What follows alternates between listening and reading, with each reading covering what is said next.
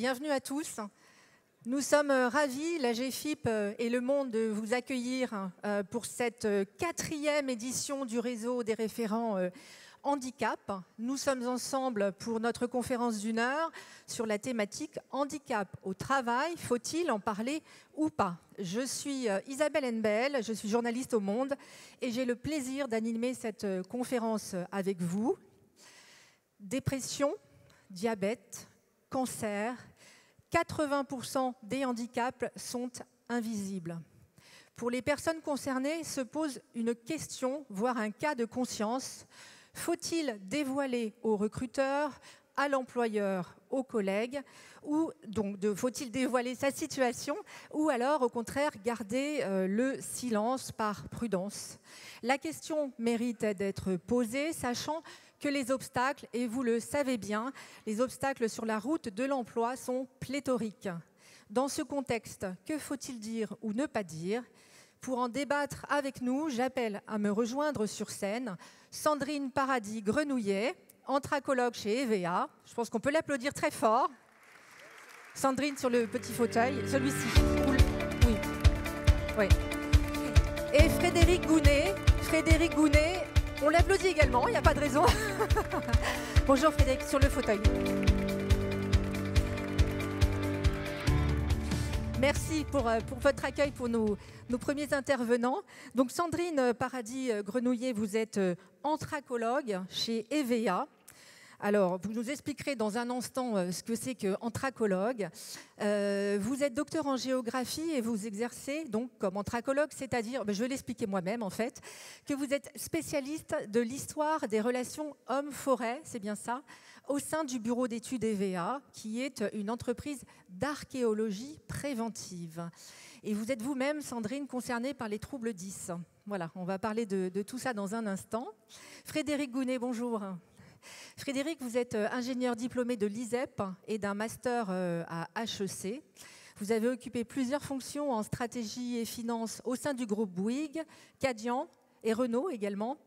Actuellement, vous êtes responsable business plan et tarification chez Bouygues Télécom.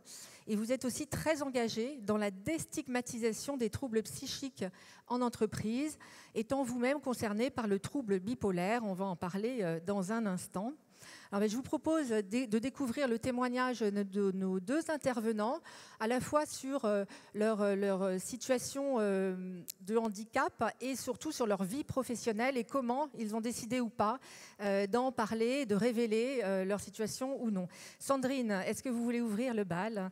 Quel est votre parcours et comment finalement vous avez pris conscience de votre handicap? Alors d'abord, pour revenir un petit peu sur l'anthracologie, donc moi j'étudie les charbons de bois archéologiques pour raconter comment l'homme, par le passé, a exploité la forêt et a transformé le milieu. Et donc pour ça, j'ai fait des longues études, j'ai un doctorat, donc j'ai fait d'abord aussi une licence de géologie, puis un master d'archéosciences et une thèse en géographie. Et en fait, pendant tout mon parcours d'éducation, même à l'école, au collège, on passe quand même une grosse partie de notre temps à écrire.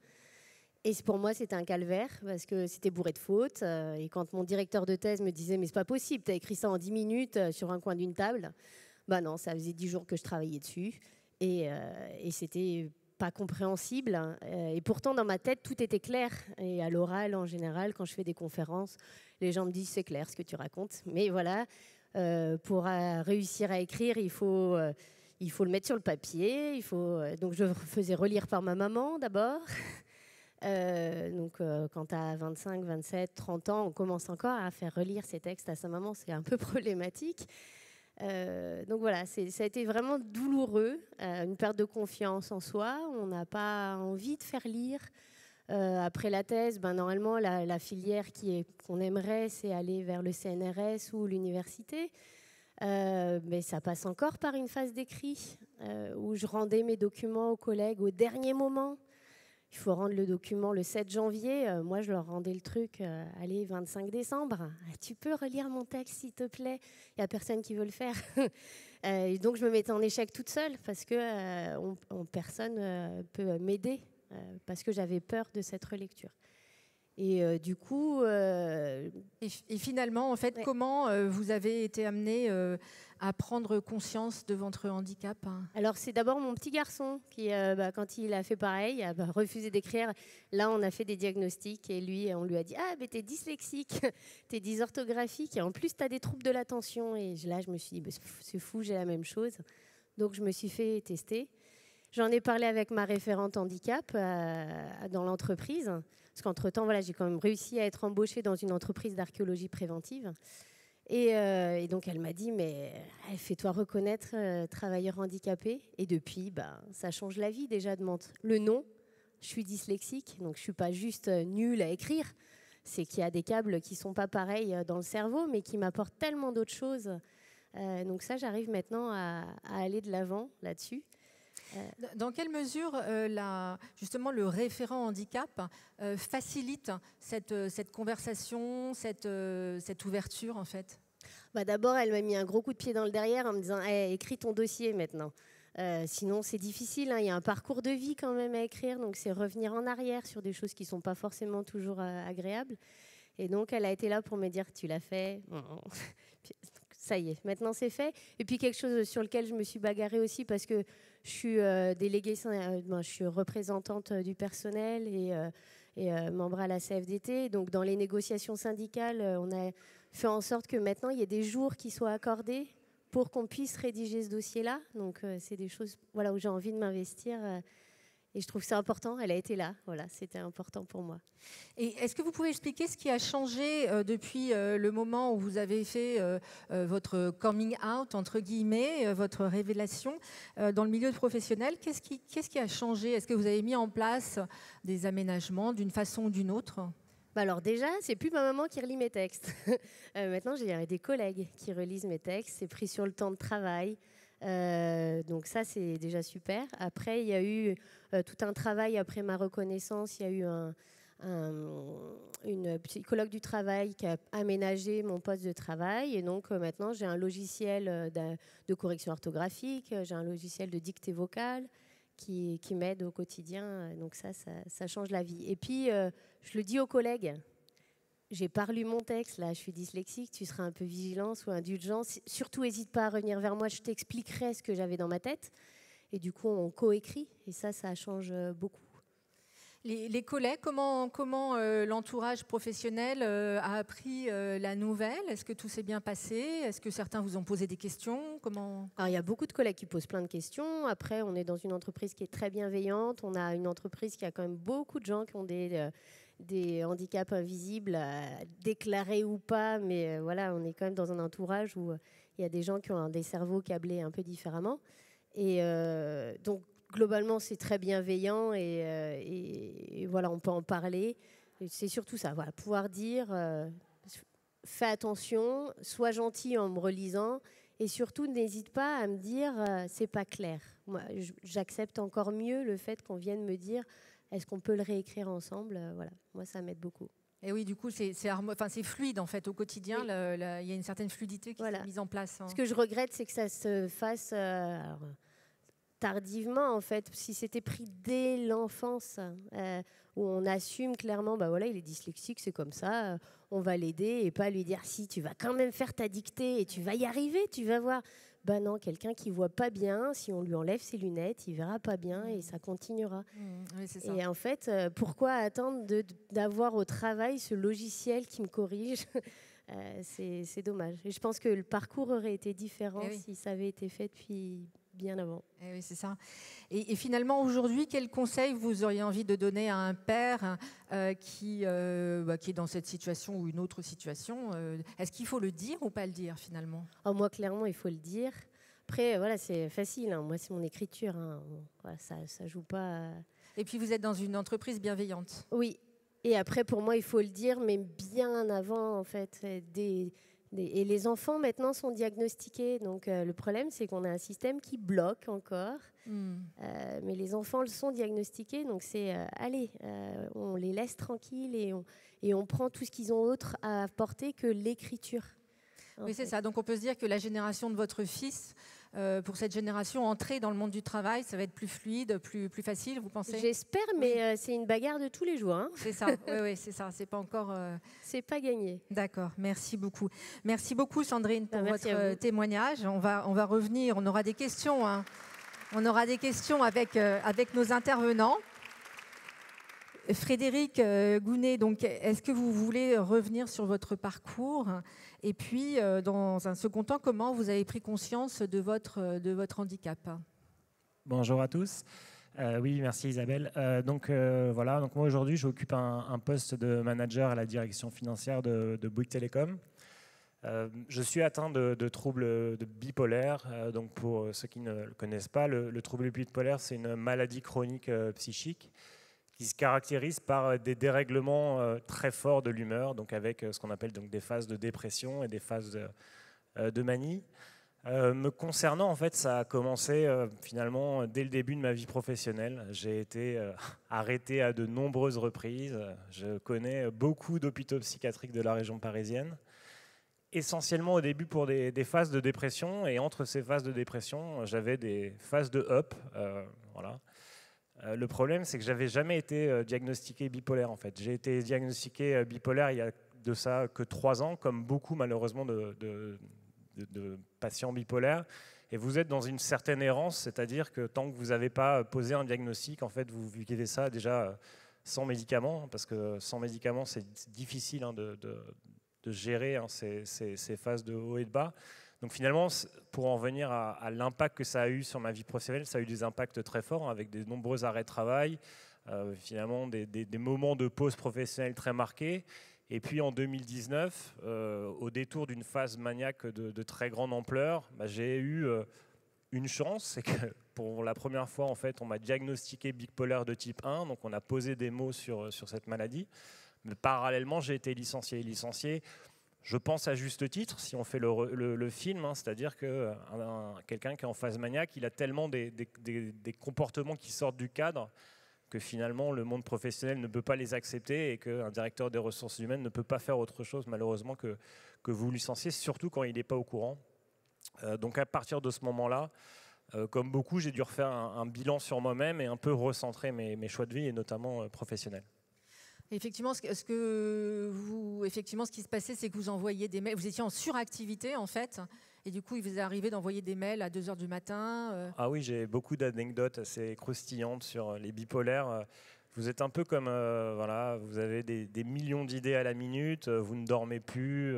Je me vois envoyer des mails à un PDG à 2h du matin pour lui proposer un café à 6h du matin. Enfin, des choses qui sont complètement irrationnelles quand vous refaites le film, mais en fait vous êtes dans un état en fait d'euphorie et d'excitation. Beaucoup de mes collègues souvent me disaient de manière très sérieuse, me prenaient à part et me disaient mais on s'inquiète pour toi, est-ce que tu prends de la drogue? Parce que en fait les effets d'une phase maniaque sont quasiment similaires à ceux de la prise de stupéfiants. Donc c'est vrai que vous avez des gens autour de vous qui s'inquiètent de vous mais finalement qui ne comprennent pas, et vous-même vous ne comprenez pas en fait ce qui vous arrive.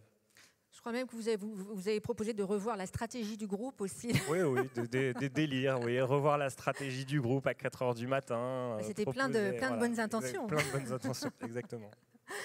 Merci Frédéric. Alors finalement, comment ça s'est passé, cette prise de conscience? Et donc il y a quelques années, en fait, la prise de conscience de la situation. Oui, donc il y a quelques années, donc, j'ai été diagnostiqué et j'ai décidé un peu de revoir mes choix professionnels, notamment...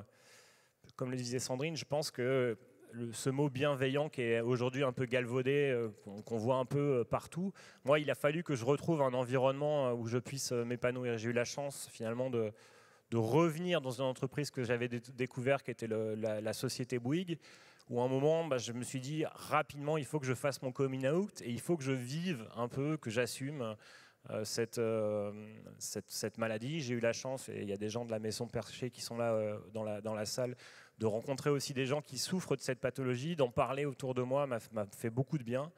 Et c'est vrai que j'ai décidé finalement de tracer une nouvelle route professionnelle en assumant un peu cette maladie et en parler. Voilà.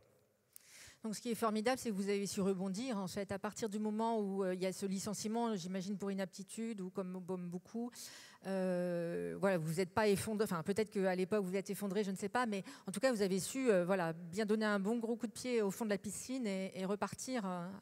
Alors oui, effectivement. La double information, licenciement plus diagnostic, ça a été quelque chose d'assez dur, hein, qui m'a fait plonger.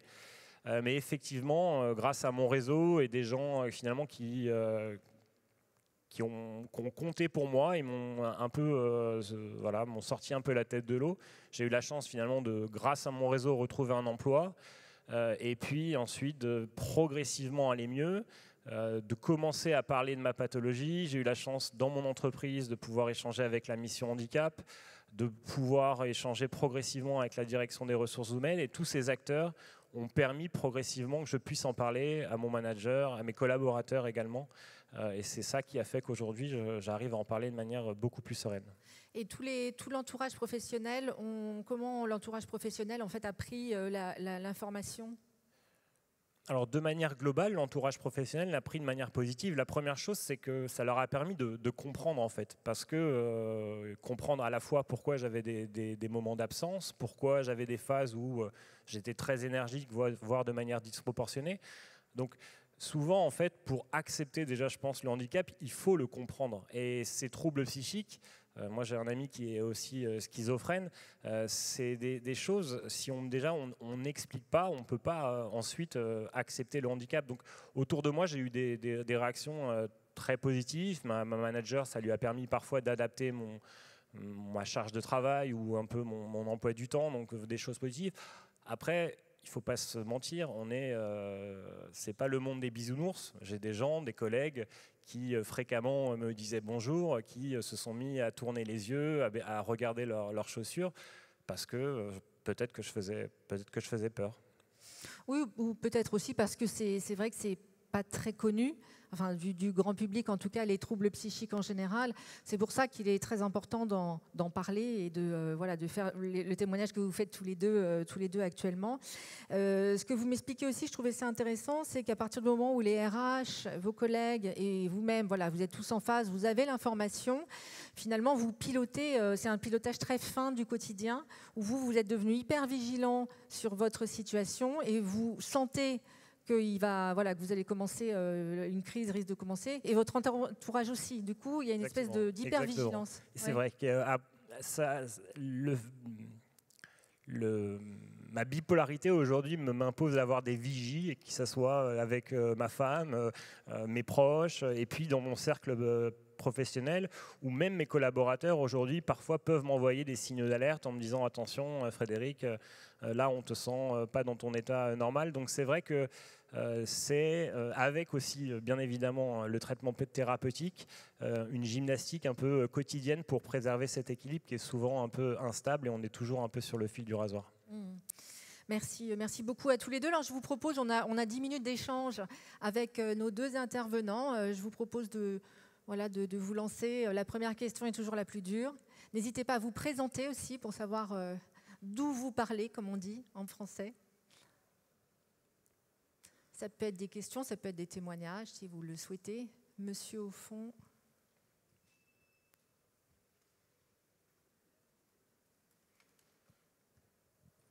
Bonjour. Alors, moi, c'est Moustapha. Je fais partie d'un projet qui s'appelle le projet EPOP. Vous avez dit, madame, vous avez dit que vous vouliez excusez-moi, je bafouille un peu, mais vous avez dit que vous avez voulu comment expliquer ça, le dire au début, votre handicap, mais est-ce que vous n'avez pas une crainte qu'il n'y ait un refus de la part de l'employeur? Est-ce que c'est mieux, même si je ne suis pas d'accord avec ce que je dis, est-ce que c'est mieux de le dire après, quoi? Je ne sais pas si j'ai été clair. Alors, en l'occurrence, moi, je l'ai dit quand je l'ai appris. Avant, je ne le savais pas. De manière intuitive, j'avais bien compris qu'il y avait quelque chose qui n'allait pas. Mais je me remettais plutôt en question moi, en me disant c'est toi qui ne fais pas les efforts ou qui n'est pas normal. Au moment où on m'a dit t'es dyslexique, t'es dysorthographique et t'as des troubles de l'attention. Alors je vous avouerai que les troubles de l'attention, je ne l'ai pas dit tout de suite, parce que ça fait mauvais genre. Mais la dyslexie, la dysorthographie, je l'ai assumé assez rapidement. Et mon employeur n'y a pas vu de problème. Et je pense que si j'avais pu le dire pendant ma thèse, ça aurait peut-être été mieux en fait d'expliquer. Parce qu'effectivement, même ma thèse, quand je la relis, c'est pas de la grande littérature, quoi. Mais voilà, c'est pas très grave. J'ai répondu à votre question. Oui. Frédéric, est-ce que peut-être vous voulez réagir à la question de monsieur qui est effectivement centrale? Vous avez raison, monsieur. Vous avez une autre question peut-être? D'accord, donc Frédéric, si vous voulez... Moi, je pense que c'est une très bonne question. Est-ce qu'il faut en parler?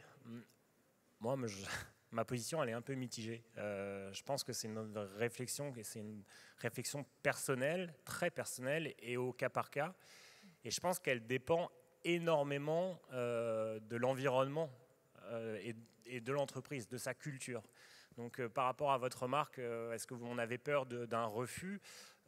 Dans mon entreprise, je ne me suis pas réveillé un matin et je ne me suis pas dit tiens, je vais en parler. Je pense que ça s'est fait au fil d'échanges avec la mission handicap, où j'ai vu que ce n'était pas fake, que ce n'était pas faux la mission handicap, qu'il y avait une vraie politique de diversité.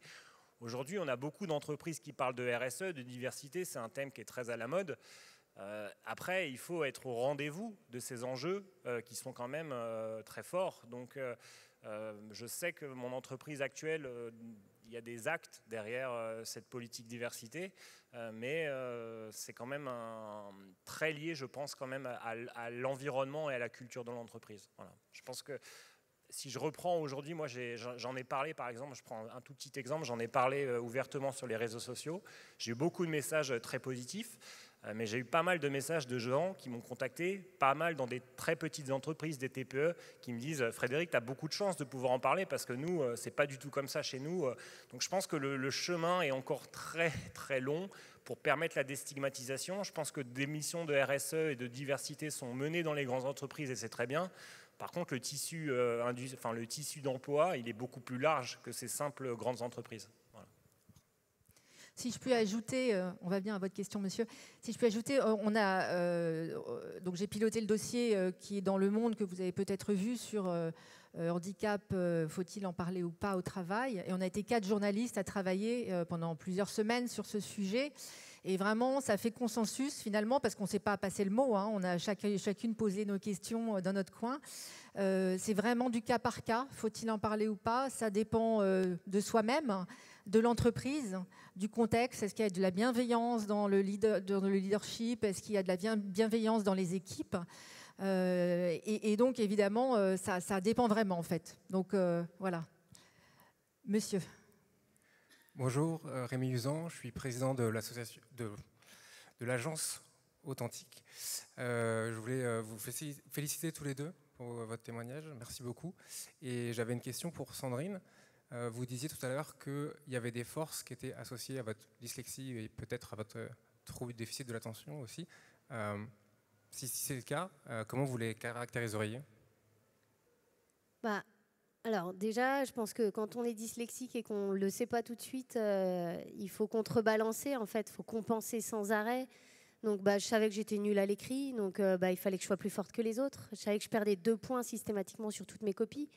Donc en fait, j'ai bossé comme une dingue à chaque fois pour arriver à, pour avoir 16 de moyenne, il fallait que j'ai 18. Et du coup, alors au collège, c'était pas terrible, mais à la fac, je me suis révélée parce que c'était des matières qui me plaisaient. Et donc j'ai beaucoup travaillé. Je pense qu'il y a une curiosité qui se développe aussi.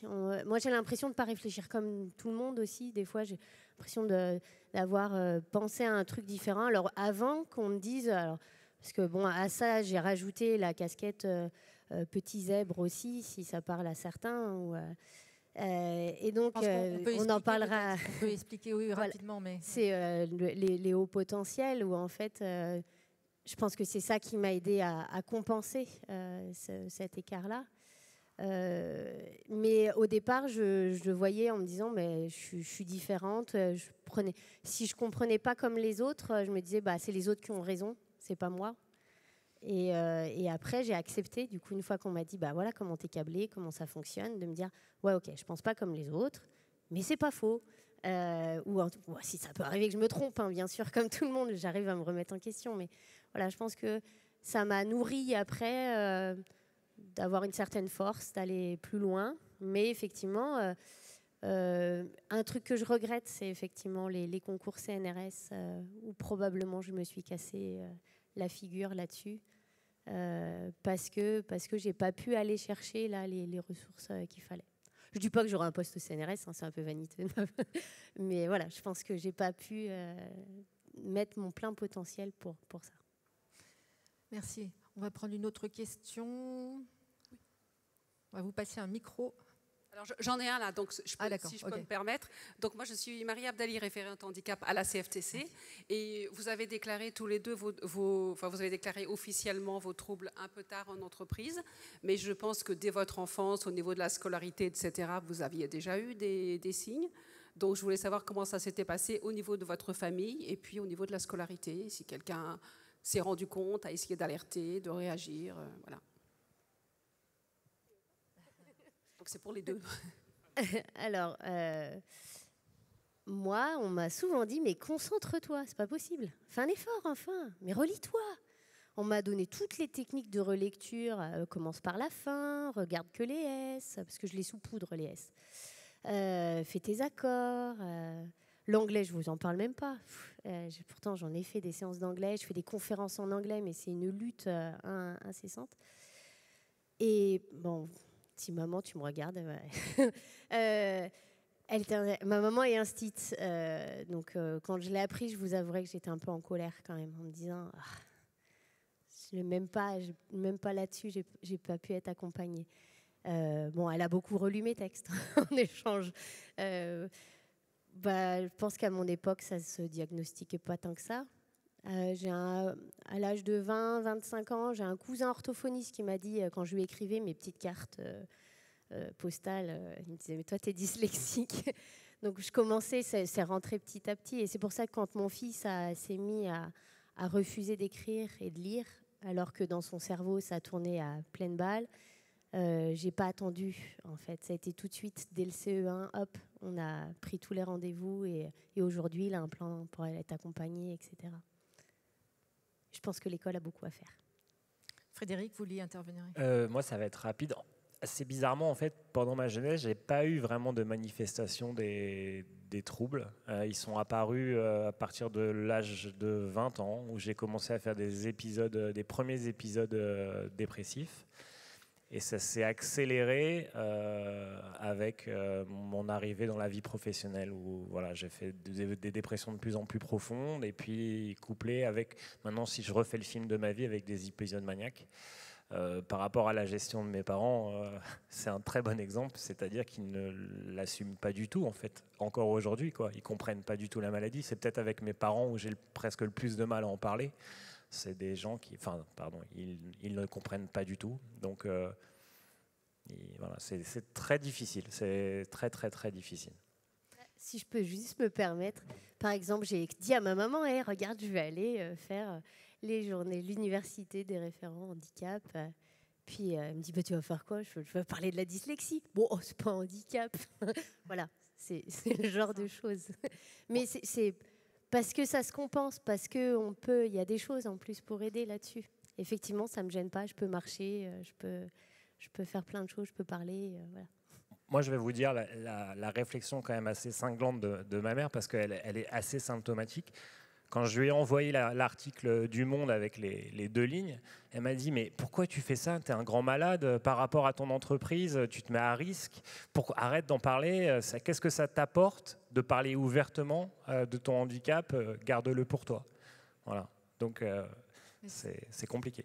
C'est ça, c'est exactement ce pourquoi nous sommes ici, pour justement lever les peurs, lever les tabous. Je vous propose de poursuivre, on reviendra, on aura d'autres temps temps d'échange, de questions-réponses avec nos intervenants. Je vous propose maintenant, pour réagir à vos 2 témoignages, d'inviter à nous rejoindre sur scène Isabelle Barthes, que l'on peut applaudir également, professeure agrégée en sciences du management. Installez-vous Isabelle. et Anne-Sara Kertudo, directrice de Droit Pluriel. Voilà, bienvenue à vous deux. Prenez place.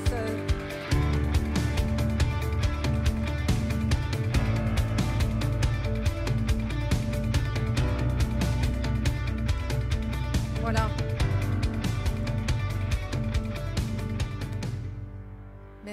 Merci beaucoup à toutes les deux de nous avoir rejoints. Alors, Isabelle Barthes, vous êtes professeure agrégée des universités en sciences du management à l'Université de Strasbourg. Vous êtes conférencière et vos expertises portent sur le leadership inclusif. Donc, vous nous direz 2 mots sur le leadership inclusif, l'égalité femmes-hommes ou encore l'innovation managériale. Vous êtes également auteur de l'ouvrage « Manager la diversité, de la lutte contre les discriminations au leadership inclusif ». C'est chez Duno, c'était en 2018, mais je pense que l'ouvrage est toujours d'actualité. Anne-Sara Kertudo, bonjour. Bonjour. Vous êtes fondatrice de Droit Pluriel. Droit Pluriel, c'est une association qui œuvre pour l'accessibilité aux droits des personnes en situation de handicap. Vous êtes juriste et vous êtes à l'origine de la première permanence juridique en langue des signes. Vous êtes également auteure du livre « Est-ce qu'on entend la mer à Paris ?» et réalisatrice de films documentaires. Voilà, donc vous êtes toutes les deux, vos emplois du temps font 48 heures chacun. Vous êtes très occupées. Isabelle Barthes, vous avez écouté, eh bien, comme nous, nos 2 interventions. Est-ce qu'on peut un peu avoir votre rapport d'étonnement ? Alors, bonjour à tous, merci de m'accueillir. Alors, en effet, je dirais c'est l'enjeu d'être soi.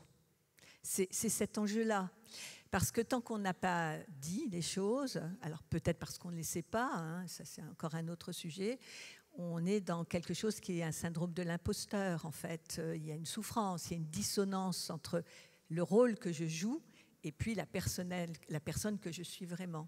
Ça a été quelque chose qui a été très mis en avant. On parle de révélation, de coming out dans les questions d'orientation sexuelle, où on parle de passing, où les personnes, en fait, cachent qui ils sont. Alors, ils s'inventent des histoires, dans le cas de l'homosexualité, un mari, une femme qui n'existe pas, où ils fabriquent comme ça plein de petits signaux pour montrer qu'ils sont conformes. Et c'est l'enjeu de la conformité dans le monde du travail. C'est pour ça que moi, mon approche, elle est vraiment par la diversité et l'inclusion, parce que travailler dans des couloirs, des corridors où on ne parle que du handicap, que des seniors, que des femmes, il y a 25 critères maintenant, je pense que c'est manquer d'une vision un peu plus intéressante, plus holistique, où les femmes seniors ou handicapées sont surdiscriminées, qu'on devient handicapé avec l'âge, que la maladie, qui est encore un autre critère, amène du handicap. Enfin, et je trouve intéressant qu'il y a des maladies génétiques qui viennent d'origine ethnique. Et donc, je trouve toujours très intéressant de ne pas parler d'un sujet seul. Et c'est le problème de beaucoup d'entreprises, c'est qu'elles font leur marché dans les critères de discrimination, parce que c'est de là qu'il faut partir avant de parler de diversité et d'inclusion. Et il y a les critères politiquement corrects. Le handicap, c'est une chance, en fait partie, même si c'est difficile. Et puis, il y a tous les autres qui sont beaucoup moins faciles à rendre légitimes. Et donc, vous disiez, je travaille beaucoup sur l'innovation managériale. Et moi, je renverse toujours le sujet. C'est-à-dire que le handicap, on le voit en creux. Il faut le voir en plein. Mais comme d'autres choses, hein, comme l'âge, on parle beaucoup de la retraite actuellement et des seniors. D'ailleurs, c'est un vrai sujet, hein, le handicap et la retraite. Quand vous avez eu une allocation handicapée parce que vous ne pouvez pas travailler, bonjour la retraite à la fin de votre vie, enfin les années qui restent. Et moi, j'aime ça. Le handicap réinvente les organisations. Parce qu'en fait, quand vous avez quelqu'un de différent, handicapé, mais femme, hein, dans un comité de direction, il n'y a que des hommes, ou quelqu'un qui a une identité sexuelle différente, vous introduisez de l'imprévisibilité. Et ça fait peur, l'imprévisible. C'est-à-dire des gens qui pensent autrement, des gens qui marchent autrement, des gens qui ont une vision différente. On le sait, ça introduit de la créativité, de l'innovation, plein de choses très positives. C'est démontré dans tous les sens. Mais ça fait peur. Or, en 2023, un des grands challenges des organisations, c'est d'innover. C'est d'être capable d'affronter l'imprévisible. Le Covid, la guerre en Ukraine, le réchauffement climatique, c'est des choses qui sont de l'ordre de l'imprévisible, en tout cas de très grande incertitude. Or, avoir la chance d'introduire des gens qui justement ont cette vision différente, c'est une force et c'est une innovation managériale. Donc, il ne faut pas dire « excusez-moi d'être handicapé, excusez-moi d'être femme ». Non, je vous apporte quelque chose de nouveau et d'innovant. Et je crois qu'il faut vraiment renverser les choses. Renverser, oui, c'est intéressant.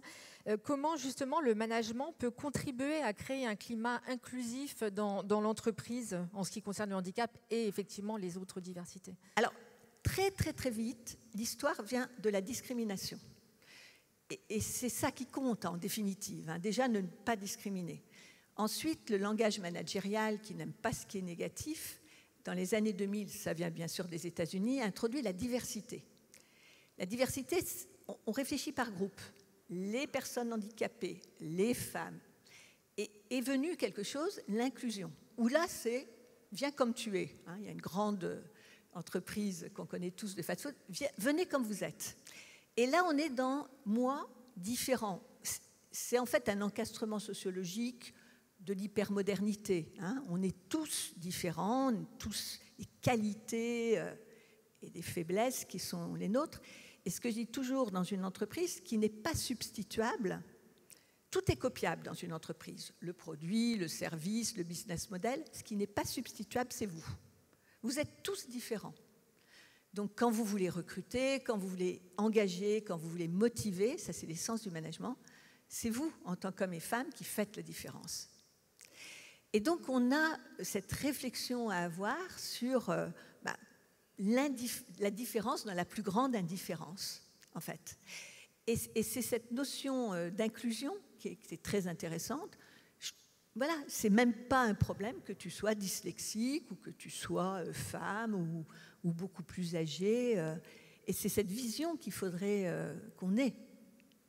Donc effectivement, si on vous demande faut-il ou pas parler du handicap, votre réponse c'est oui, oui, absolument. Non, c'est pas du tout ça. J'ai été manager dans 2 écoles de management où j'ai conduit des politiques diversité, dont la question du handicap. Et je me souviens très bien avec ma doctorante, c'était ça. Oui, oui, oui, il faut révéler. Et on s'est dit, mais à condition qu'il y ait un climat, un contexte handi-accueillant, handi-friendly, comme femme-friendly, etc. Autrement, vous passez de handicapé à le handicapé. Et là, on entre dans ce que vous avez dit, la stigmatisation. Et c'est des fois pas méchant. Ah oui, le dyslexique, le bipolaire, j'en ai entendu en faisant des recherches et des entretiens. C'est comme quand vous êtes à l'hôpital, vous êtes la prothèse de hanche ou je ne sais pas quoi, la fracture du coude. Et là, on devient quelqu'un d'autre. Et là, j'ai rencontrer des personnes qui, en effet, ont regretté d'avoir révélé leur handicap. Parce qu'ils devenaient quelqu'un qui n'était plus que le fragment, que son handicap. Alors, avec en plus un autre problème, c'est que vous êtes très bien chez Bouygues, mais vous voulez aller chez... Oui. Je ne vais pas citer de nom. Et là, ça change complètement. Donc, ça reste...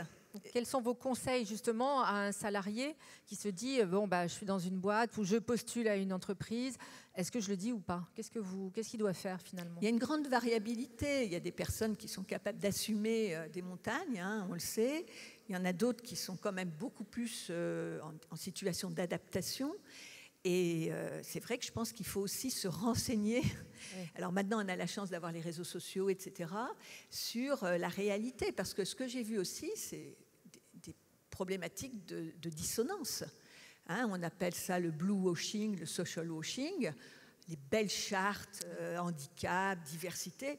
Et la réalité n'est pas du tout ça. C'est ce qu'on appelle, alors c'est ce qu'on avait appelé la disconfirmation des attentes. C'est une théorie aussi. On ne me promet rien, je déclare mon handicap en l'occurrence, Et en effet, c'est une très belle surprise. On aménage mon temps de travail, on me donne des moyens et on n'a pas un regard particulièrement stigmatisant. Et puis d'autres fois, eh bien, on me promet plein de choses et puis c'est pas du tout au rendez-vous.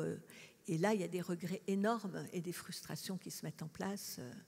Donc, non, c'est vrai que c'est un postulat de départ et je pense que quand on est référent handicap, on veut pousser les gens.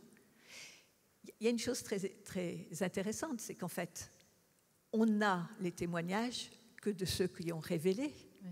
Oui, c'est vrai. Moi, quand j'ai fait cette recherche avec ma doctorante, comment avoir des gens qui témoignent de « je n'ai pas voulu révéler ».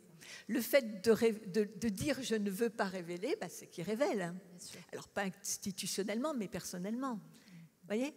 Et quand vous dites que vous avez révélé, vous racontez une histoire, vous la reconstituez. Est-ce que ça s'est passé vraiment comme ça ? Moi, j'aimerais savoir, voilà, sur le moment, et les mécaniques sont très complexes. Oui, c'est ça. Et je terminerai avec les parents, enfin, parce que moi, j'ai beaucoup travaillé sur les étudiants. C'est vrai que les parents comptent énormément, énormément dans ce rapport à la légitimité, ce rapport à... Et c'est vrai que ça peut être très difficile pour des parents de ne pas être non plus enfermant. Vous parliez de la bienveillance. La bienveillance, elle peut être enfermante. Ça, il faut vraiment... J'ai fait des études là-dessus. Je ne l'ai pas fait que pour les handicapés. Hein. Je l'ai fait pour les filles, par exemple. Pourquoi les filles n'arrivent pas à avoir le même salaire que les garçons à la sortie d'école de commerce, etc. Eh bien, une des variables, c'est la bienveillance des parents, qui ne veulent pas faire du mal. Ils ne veulent pas prendre des risques. Oui. Voilà, une sorte de protection, et qui du coup freine des élans, des possibles sur...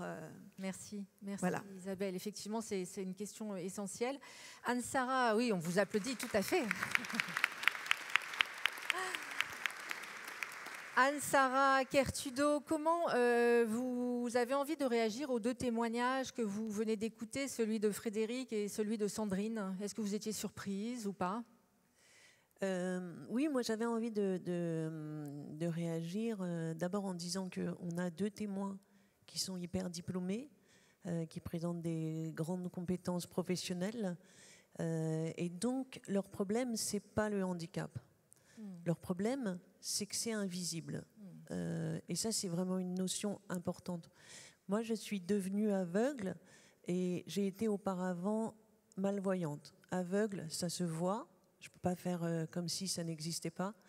Quand j'étais malvoyante, ça ne se voyait pas et c'était invisible. Et pendant très longtemps, comme tellement de personnes concernées par le handicap invisible, j'ai fait en sorte que ça ne se voit pas. Et j'ai repoussé le plus longtemps possible le moment de le dire. Et je crois que la vraie question qu'il faut se poser, c'est pourquoi on fait ça ? Pourquoi on ne le dit pas, en fait ? Aujourd'hui, le handicap, c'est une personne sur 6.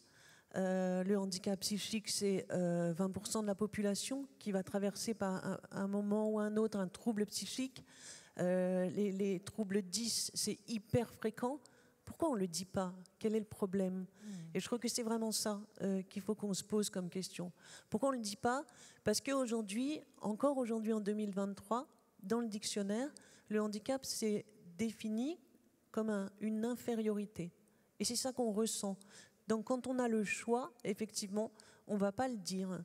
Et je crois que le grand changement, du coup, ça devient un problème individuel, quelque chose comme l'ont raconté nos témoins, c'est à eux de faire ce parcours-là. Et je pense que le grand changement, c'est de se dire, le handicap, c'est normal. Le handicap, c'est tout le monde. Le handicap, soit ça se voit, soit, et c'est l'énorme majorité des cas, ça ne se voit pas. Et c'est normal. C'est une situation qui n'est pas une anomalie, un truc bizarre qui concerne quelques personnes. C'est tout le monde. Et il faut absolument avoir un discours en conséquence. C'est-à-dire que le rôle des entreprises, à mon avis aujourd'hui, c'est de dire c'est normal. Et c'est aux entreprises aussi de faire une information sur toutes les situations de handicap régulièrement, de façon à ce que ça ne soit pas aux individus de découvrir ce qui leur arrive, de tâtonner pendant des années, de chercher, de se poser des problèmes, de poser aussi des difficultés à l'équipe, Parce que le handicap, c'est un problème sociétal. Et je pense que l'entreprise a un grand rôle à jouer là-dessus pour faire le coming out, non pas à l'échelle individuelle, mais collectif du handicap et dire, bon, maintenant, on se relâche un peu avec ce problème-là, on arrête d'en avoir tellement peur et on l'accepte comme une donnée normale de la société. Et justement, Anne-Sara, via l'association Droit Pluriel que vous avez fondée, est-ce que donc vous traitez évidemment les cas de personnes en situation de handicap qui ont des problèmes pour accéder à leurs droits. Est-ce que vous avez l'impression que les entreprises sont en train de changer? Est-ce qu'elles deviennent plus bienveillantes aujourd'hui ou ça ne bouge pas assez? Quel est votre sentiment? Je crois que les entreprises, elles font du travail, et puis on le voit ici avec les gens qui se réunissent pour réfléchir, etc. Je pense que ça bouge, mais que ça bouge pas forcément de manière collective. C'est-à-dire que ça continue à reposer au cas par cas sur les individus, et il n'y a pas cette révolution-là qui dit c'est normal. Nous, ce qu'on demande, par exemple, à Droit Pluriel, on forme là-dessus les professionnels du droit, les professionnels en entreprise, pour dire la première question que vous devez poser à l'interlocuteur en face de vous, c'est quels sont vos besoins en termes d'accessibilité. Je ne vous demande pas si vous êtes en situation de handicap ou pas, je vous demande, parce que notamment nos témoins montrent que soi-même, on ne le sait pas toujours, on ne sait pas toujours mettre un mot et donner un mode d'emploi là-dessus. Par contre, on sait qu'on est mieux quand la lumière est tamisée, quand on se parle en face à face, quand il n'y a pas de bruit autour. On sait en général intuitivement comment faire pour que les conditions soient réunies et qu'on soit bien. Et poser cette question tout de suite de comment on fait ensemble pour que la relation soit confortable, c'est poser autrement qu'en termes médicaux la question. Là, je la pose en termes d'accessibilité, et là, on est vraiment sur les conditions de travail. Et je pense que ça, c'est pas encore assez bien compris par les entreprises qui continuent à faire peut-être une petite case à part du handicap et la population en général, les gens normaux. Et c'est pas comme ça, à mon avis, qu'il faut le voir, c'est pour tout le monde. Quelles sont les bonnes conditions d'accessibilité? C'est ça. Et du coup, quel est, vous, de votre point de vue, les conseils que vous avez envie de donner à une personne qui est soit salariée, soit qui postule à un travail? Doit-elle révéler ou pas sa situation? Est-ce que vous avez un avis là-dessus? Moi, je n'ai pas de conseils individuels à donner de cet ordre-là. Ce que je peux conseiller... Moi, personnellement, j'ai tendance à penser que vivre caché, c'est pas vivre heureux. Je pense qu'on doit être fier de ce qu'on est. Je pense qu'on n'a pas de raison d'avoir honte du handicap. Moi, j'ai très longtemps eu honte de ce que j'étais. On ne peut pas vivre comme ça. Et nos témoins montrent bien qu'ils sont normaux, qu'ils sont compétents, qu'ils sont à égalité avec les autres. Donc, évidemment qu'il faut arriver à ça. Après, comment on fait? Je pense que nous, l'un des outils qu'on propose à Droit Pluriel, c'est connaître ses droits. Parce que c'est une façon aussi de se mettre à égalité dans la relation. Et je crois justement que vous préparez un événement et que vous seriez intéressé par rencontrer des référents handicap. C'est ce que, en 2 mots, c'est ce que vous m'expliquez. Je pense que c'est le moment de faire absolument. En fait, on travaille actuellement justement à dispenser la connaissance du droit dans le public, et notamment dans les publics en situation de handicap qui sont souvent les plus coupés de leurs droits, alors qu'ils en ont beaucoup le besoin. Et là, on fait un projet à travers toute la France qui concerne le handicap visuel, et ce sont des ateliers d'information au droit concernant le droit du travail. Et pour ça, on cherche effectivement des partenaires mission handicap qui puissent juste venir témoigner de la réalité en fait, quotidienne dans les entreprises. Voilà, donc si des personnes sont intéressées, vous êtes là aujourd'hui jusqu'en début d'après-midi. Merci à toutes les deux, merci à tous les 4, bien sûr. Je vous propose maintenant de poser vos questions d'abord en priorité à nos 2 dernières intervenantes, et puis ensuite on ouvrira à nos 4 intervenants. Et donc pareil, n'hésitez pas à vous présenter quand on vous passe le micro. La parole est à vous dans la salle. Bonjour, Arnaud, référent handicap au sein de la Ligue d'enseignement en Dordogne. On parle souvent de est-ce qu'il faut le dire ou est-ce qu'il ne faut pas le dire? Est-ce qu'il ne serait pas un moment temps de se rapprocher des clubs d'entreprise et de les sensibiliser un petit peu plus? Alors, oui, au sein de grandes entreprises, il y a des référents handicap. Moi, je suis sur un secteur où on est plus sur de la TPE, PME, et ça, c'est une non-information. Isabelle. Alors, je peux peut-être répondre. Oui, toutes ces questions de diversité, c'est vrai qu'elles pénètrent peu les PME, TPE. Et en fait, la variable principale, c'est le dirigeant. Pour des raisons perso, il a un fils, une fille, une belle-fille, enfin, ou elle, handicapée ou autre chose. Et c'est là où il va tout d'un coup trouver un motif de le faire. Ce n'est pas, évidemment, la bonne raison. Mais cette question de la diversité est vécue, et le handicap particulièrement, comme une contrainte et pas comme une opportunité. Et c'est là où il faut vraiment avoir un langage de renversement de la situation, d'innovation.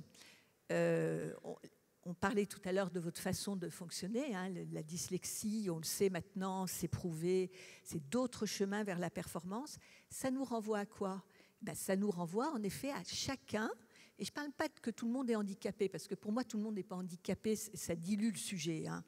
Mais on a tous des chemins vers la performance, vers le résultat. Il y en a qui ont besoin de marcher beaucoup, il y en a qui ont besoin d'écrire d'abord. On le sait à l'école, il y a ceux qui ont besoin d'apprendre la théorie pour faire les exercices, il y a ceux qui ont besoin de faire les exercices avant la théorie. Et ça, il faudrait que ça rentre beaucoup plus dans les mœurs, parce que c'est de l'efficacité. Et du coup, qu'est-ce qui s'est passé depuis 3 ans ? Le télétravail. Le télétravail est une vraie opportunité pour les gens qui pensent et qui travaillent différemment. Là, j'ai eu plein de témoignages. Ah, je suis chez moi, je peux me lever, je peux travailler plus lentement, je peux travailler plus vite, mais je rends le travail quand je dois le rendre. Je peux me faire aider éventuellement sans que tout le monde le sache. Vous voyez, donc on peut trouver plein de pistes de réflexion. Et si vous abordez le chef d'entreprise en lui disant il y aura de la performance, tu vas gagner de la performance, en mettant des femmes à ton board, en ayant des personnes handicapées dans tel et tel secteur, parce qu'il y a des preuves de ça. Les renseignements britanniques, par exemple, recrutent beaucoup de dyslexiques, parce qu'ils ont compris que sur certains métiers, ils sont beaucoup plus performants. Et on peut multiplier les exemples. Eh bien là, il y aura un petit tilt. Ben oui, c'est le bon ressort. La performance économique, financière et sociale. Parce que je rappelle quand même qu'il y a de plus en plus d'enjeux, les choses évoluent, sur la marque employeur, sur la réputation, sur les valeurs, et que le name and shame, avec les réseaux sociaux, maintenant, ça a de l'importance. Mais c'est vrai que la TPE-PME n'est pas encore branchée, on va dire, facilement sur le sujet. Ça arrive, quoi. C'est un long cheminement, mais on va y aller. Anne-Sara, vous voulez peut-être rebondir ? Oui, moi je voudrais dire aussi que à cette question, en parler ou pas, je crois que se pose aussi la question de en parler quand. C'est-à-dire que lorsque j'arrive à un entretien d'embauche, ça va être compliqué pour moi d'amener ça. Surtout que ça va devoir reposer sur moi une fois de plus. Quand je suis dans l'entreprise, en parler quand, à quel moment? En fait, on n'a pas installé le handicap et l'accessibilité dans la vie de l'entreprise, si bien que ça arrive comme un grain de sable, et c'est pour ça que c'est tellement plus simple pour moi, à l'entretien d'embauche, par exemple, de ne pas en parler, alors que si ça arrive comme une donnée normale de la vie de l'entreprise et que ça vient de l'employeur qui va m'autoriser à le dire en me disant, bon, et en termes d'accessibilité, de quoi aurez-vous besoin pendant votre parcours dans l'entreprise? Alors, je sais que je suis autorisée à le dire, qu'il n'y a pas de blocage en face, que je ne vais pas avoir ce petit moment d'effroi de mon interlocuteur. Et je crois qu'il faut vraiment se poser la question de créer des espaces, ces moments-là, où je vais pouvoir en parler librement et que l'entreprise envoie ce message fort de m'autoriser à le dire, de dire « ça n'est pas un problème pour nous, entreprise ».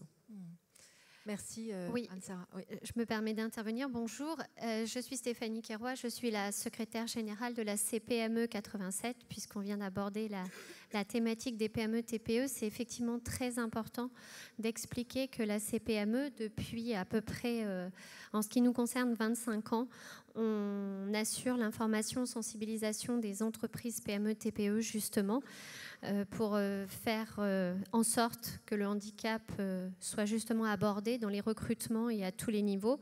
On mène une action d'accompagnement, de parrainage notamment, entre des personnes en situation de handicap et des dirigeants d'entreprise, pour que les dirigeants d'entreprise PME-TPE puissent faire profiter de leur réseau à des personnes de façon à faciliter l'insertion professionnelle dans les PME-TPE. Et ça, c'est très important, effectivement. Merci, merci Madame pour votre témoignage. Ce qui est important aussi de dire, c'est que l'entreprise fabrique du handicap. Ça, il faut le dire. Parce que là, on est en train de dire que le handicap est quelque chose de naissance. Je crois que c'est 15% du handicap qui est naissance. Oui. Beaucoup de handicaps arrivent à l'âge adulte et arrivent du fait de l'entreprise. Tous les gestes, quelqu'un qui fait du carrelage toute la journée à genoux, il devient handicapé au bout d'un moment parce que... Et l'entreprise, il faut aussi qu'elle réfléchisse et elle a tout à y gagner en prévention du handicap. Oui. Tous les cas de burn-out aussi beaucoup. Enfin, alors sur les aspects, bien sûr, le harcèlement, etc. Bien Merci. Sûr. Alors, d'autres questions ? Oui, Jean-Loup Pulicani, de Trisomie 21 France. Je voulais dire que, d'abord, pour un certain nombre de handicaps, il est visible et que là, on n'a pas le choix de dire ou pas le dire. Mais au-delà de ça, vous l'avez dit, la société française aujourd'hui ne connaît pas tous les handicaps, et loin s'en faut, et que tant que l'école n'apprendra pas effectivement tous ces types de handicaps et les prendra en compte déjà pour les jeunes et les enfants, il faudra que les personnes au sein de l'entreprise non seulement en parlent, mais aussi parlent, comme ça a été dit, des difficultés et des besoins que l'on a face à ces difficultés. Parler uniquement du handicap ne suffit pas. Il faut bien dire de quoi on a besoin. C'est vrai, effectivement. D'autres questions ? Oui, bonjour. Bernard Cailleul, donc je suis responsable d'un organisme de formation qui s'appelle Only Human. Je suis aussi vice-président d'un club d'entreprise. Et j'ai un enfant qui a un handicap invisible. Et on parle beaucoup, effectivement, des entreprises, de l'accueil, de comment on fait. Mais au niveau de l'éducation, et je rebondis un peu sur ce que vient de dire monsieur, c'est comment on fait aussi, parce que les entreprises et les entrepreneurs, c'est bien de les solliciter. Mais si déjà, à l'école, à la fac, avec le témoignage de madame, on n'en parle pas, ou les professeurs n'arrivent pas à accueillir, on parlait du coming out, comment un enfant fait pour justement déjà pouvoir se vendre en entreprise, alors que déjà sur les bancs de l'école, il est obligé plus ou moins de se cacher et de faire avec. Une dernière réaction. Oui, enfin, alors je veux bien réagir après monsieur. Oui, allez-y toutes les deux. En plus, leur tourne, donc soyez concises. Oui, moi je voulais juste dire que c'est effectivement très important que la première fois qu'on parle du handicap, ce ne soit pas forcément moi qui parle de moi, mais qu'à un moment, j'ai reçu une information qui me donne des mots pour le dire, qui m'aide à en parler, etc. Donc nous, par exemple, à Droit Pluriel, on a créé une exposition sur la surdité avec des mots pour accompagner ces photos. Et on s'aperçoit qu'à partir de là, les gens réussissent à s'approprier aussi ces mots-là et à ce que ça devienne un sujet banal dans l'entreprise. Merci Anne-Sara Isabelle. Oui, alors moi je suis 100% d'accord. L'entreprise ne peut pas tout faire. Sur tous ces sujets, on arrive, c'est des jeunes adultes qu'on accueille. Et en effet, l'école doit y travailler, l'université. Le problème, c'est que pour le moment, honnêtement, il y a une grande insensibilité à ces sujets-là. On est dans une forme de conformisme, de conformité dans l'éducation. Moi, je travaille pas mal avec à l'IH2EF avec l'éducation nationale. Ils le disent, ils sont désemparés devant des enfants qui sont différents. J'ai eu des témoignages, on en a parlé il n'y a pas très longtemps, de maîtres des écoles qui disent « mais je n'arrive pas à gérer 25 élèves ». quand le 26e est en train d'avoir une crise maniaque, enfin, je ne sais pas, ou qu'il ne comprend pas. Et là, il y a un sujet, mais massif. L'université fait ce qu'elle peut. Moi, je vais vous donner 2 exemples. Isabelle, je suis navrée, mais en fait, un tout petit exemple. Un exemple. Et ensuite, on va clôturer. J'ai réussi à accueillir des étudiants handicapés. J'en avais une année, des étudiants hyper handicapés, tétraplégiques. Alors d'abord, une première chose, ils ont refusé de passer le concours spécifique. Ça aussi, c'est une vraie question. Est-ce qu'on est rangé dans une catégorie à l'avance ou pas? Et j'ai voulu faire équiper les amphis de rampes, parce que c'était impossible. La rampe était beaucoup trop forte. Dans d'autres endroits, l'université de Strasbourg et monuments historiques, il aurait fallu mettre du ciment sur des pavés. Donc du coup, ils passaient par l'animalerie pour avoir accès à... Voilà, c'est des obstacles qui sont... voilà, on a vraiment du mal à avancer sur des sujets qui sont tout simples. Merci beaucoup, je suis navrée. C'est passionnant de vous écouter, mais l'heure tourne et il faut rendre l'antenne, comme on dit. Merci à vous pour vos interventions, c'était passionnant. Merci à vous pour vos questions et votre écoute. Et très bonne URH. Merci. Merci Isabelle, merci à tes intervenants. C'était passionnant, on a tous beaucoup aimé cette séquence. Je vous invite, chers amis, à rester dans cet atrium parce que nous avons une surprise, un moment de respiration et d'inspiration qui vous attend avec le premier talk de cette 4e université du réseau des référents handicap de l'AGFIP. Restez tous attentifs, on vous remercie et on accueille Mouna et Héloïse, Mouna Bizri et Héloïse, je leur laisse la parole immédiatement. Merci à eux.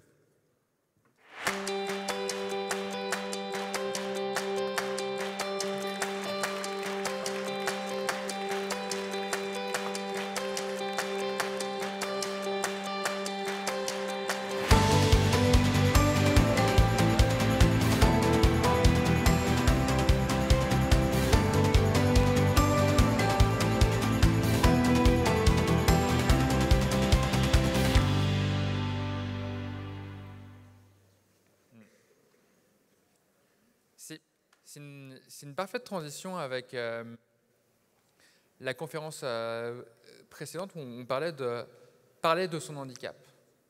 Moi, je suis bègue, je suis aussi TDAH, dysgraphique et dyspraxique. Du coup, les cours à l'oral et à l'écrit, c'était compliqué. Ça ne m'a pas empêché de faire une prépa, de devenir consultant en stratégie et de faire un peu ce que je voulais de ma vie. Mais surtout, ce que j'en retiens, c'est que quand on est en situation de handicap, le plus compliqué, c'est l'acceptation, de parler de son handicap, mais aussi de se dire à nous-mêmes que oui, on a une différence et on a une différence qui peut nous contraindre directement ou indirectement au quotidien. Je suis bègue. Il y a 10 ans, je n'arrivais pas à dire 2 mots à la suite. Mais je ne voulais pas subir mon handicap, je voulais le vivre. Et donc, je me suis lancé le défi de participer à un concours d'éloquence au sein de mon école de commerce. Alors, je vous avoue que les personnes qui étaient dans la salle, je les connaissais uniquement en soirée. Donc, j'étais pas forcément hyper à l'aise, mais ils étaient tellement impressionnés que certains sont venus me voir et m'ont dit « Mec, t'as des couilles aussi grosses qu'une pastèque. » J'avoue que ça m'a rendu un peu mal à l'aise, mais aussi j'ai réalisé que c'est quand on passe au-delà de son handicap qu'on est capable à la fois de se dépasser, de mieux l'accepter, mais aussi de faire passer un message au grand public. Et donc, il y a 4 ans, je me suis dit pourquoi ne pas créer un concours d'éloquence pour personnes qui bégayent. Un projet fou, on m'a dit que j'étais un peu dingue au début, mais 4 ans après, ce projet est dans 5 villes à la fois. Et on forme pendant 30 heures à la prise de parole avec des experts de l'oratoire, des pères aidants, des étudiants et des thérapeute à la prise de parole pour mieux s'accepter, mieux vivre son handicap. Et ce que disent nos bénéficiaires, c'est que 6 semaines d'accompagnement avec nous, avec 30 heures de formation et 3 tours de concours, ça vaut 6 ans de thérapie. Et ce dont on se rend compte aussi, c'est que c'est un vecteur formidable pour pouvoir sensibiliser au handicap le grand public. Parce que l'éloquence, en fait, ça parle à tout le monde. Alors qu'il y a plein de projets autour du handicap, mais on n'arrive pas forcément à toucher le grand public. Et nous, avec l'éloquence du bégaiement, à Paris, on regroupe depuis 2021, chaque année, 1000 personnes. Et maintenant, on va plus loin. On crée le même concept avec un nouveau programme qu'on a appelé Tous éloquents, mais aussi ouvert aux personnes autistes avec trisomie 21, sourdes-oralistes et sourdes-signantes, avec un événement encore plus grand au Grand Rex le 20 juin. Et s'il y a des personnes autistes dans la salle, on cherche encore 2 candidats pour le 15 avril. Mais je pense que tout ce que je vous dis, c'est très intéressant, mais mieux vaut que l'impact vienne de la voix d'une bénéficiaire. Donc, je propose à Héloïse de témoigner. Est-ce que tu peux déjà me dire comment tu t'es sentie au début du programme ? Bonjour, alors c'est un plaisir d'être ici aujourd'hui. Je vais vous parler un petit peu du concours d'éloquence que Mouna a créé. Donc, je suis l'une des 12 candidates qui a la chance de pouvoir participer à ce concours. Alors, il faut dire qu'au début, ce n'était pas vraiment facile, puisque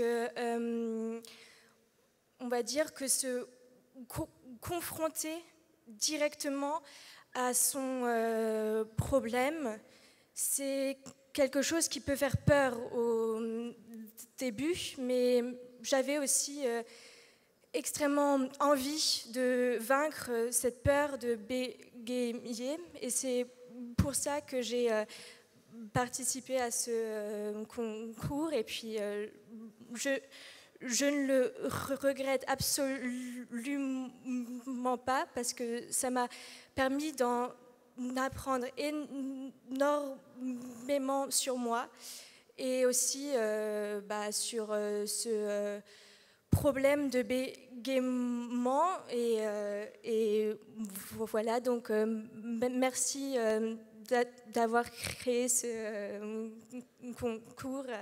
Voilà. Et est-ce que tu...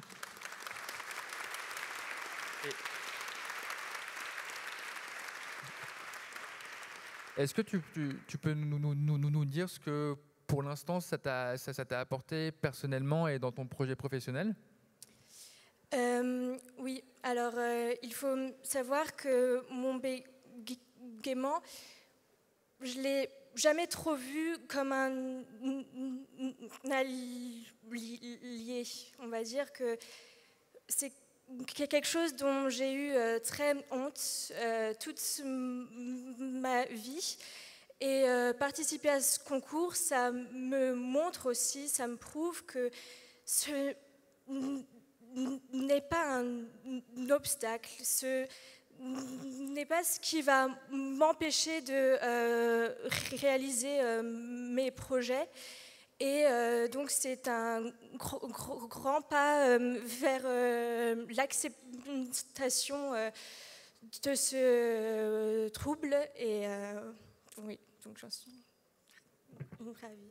Et sur ton projet professionnel, oui, alors depuis que je suis toute petite, je sais que je veux faire un métier dans lequel j'entre en contact avec les gens, puisque je n'ai pas trop envie de passer mes journées seulement devant un ordinateur, et je trouve le contact humain extrêmement enrichissant. Et ce concours me montre aussi, me convainc que ce petit souci ne sera pas un obstacle, encore une fois, à cela. Et voilà.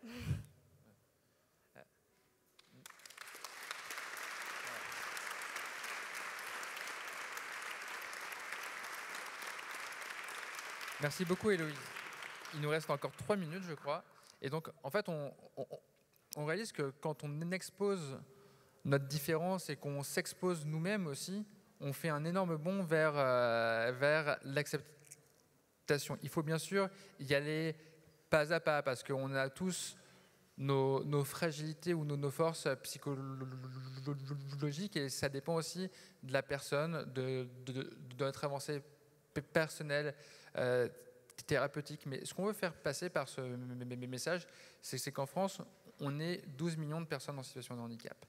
Et qu'on a tous ce problème plus ou moins marqué de l'acceptation, qui a un impact plus ou moins marqué sur l'ensemble de nos décisions. Il y a une petite chose qu'on ne fait pas, une autre petite chose qu'on ne fait pas, ça se cumule. Et on se revoit 10 ans en arrière et on fait le cumul de tout ce qu'on a raté à cause de cette acceptation-là. Et ce qu'on souhaite faire avec Éloquence de la différence, c'est prendre cette thématique de l'acceptation à contre-pied, montrer qu'on est tous capables, grâce à l'innovation sociale, d'exprimer nos idées, nos compétences, même si, en apparence, à cause de notre handicap, on ne peut pas, pour prendre en main notre vie et faire tout ce dont on rêve et tout ce dont on est capable. Merci beaucoup.